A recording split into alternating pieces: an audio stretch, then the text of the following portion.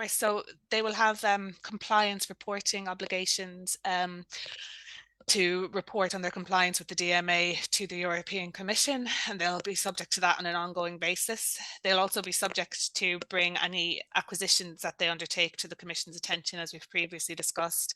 And then there's some very broad and potentially quite intrusive obligations. Some of them relate to things like interoperability. So gatekeepers have to allow third-party services to interoperate with the gatekeeper's operating system. Others relate to kind of things like data access and usage.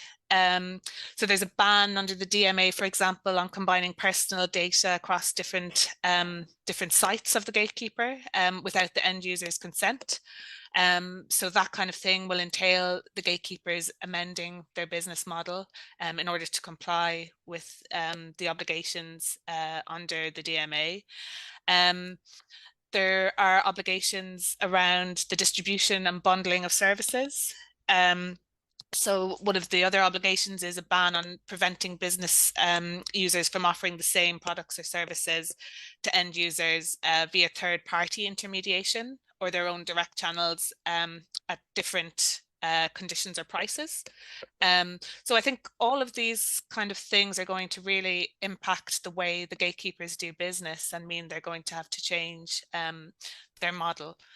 And I suppose the interesting thing, which we might talk about in a bit more detail, is whether they will change their business model just within the EU to comply with the DMA, or maybe that will stretch beyond the EU's borders, particularly maybe to neighbouring countries or even further. And I think that's really going to be a kind of a commercial decision for the gatekeepers in weighing up the costs and benefits. The key date for the DMA is the 6th of March. 2024, and that's when the DMA obligations will apply to the gatekeepers. So they've all been gearing up for this in the past few months, and those obligations will kick in on the 6th of March. On that date, also, all the gatekeepers have to provide their first compliance report to the Commission, and they also have to produce a report for the Commission on consumer profiling, and that's under Article 15 of the DMA. So it's basically a report, an independently audited description of any techniques for profiling of consumers that the gatekeepers apply. And then I think they'll be subject to the obligations and monitoring on an ongoing basis. So at least every 3 years, the Commission will assess if the gatekeepers continue to meet the quantitative and qualitative requirements under the DMA.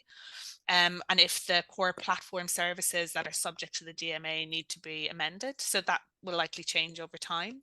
And then every year, the Commission as well is going to examine whether new undertakings will satisfy the requirements for gatekeepers.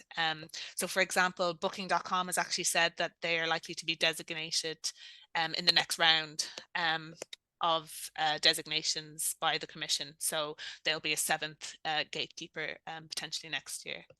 And then for the DSA, just to touch on that for a moment, the key date there is the 17th of February 2024, when the majority of the DSA rules are going to kick in and apply.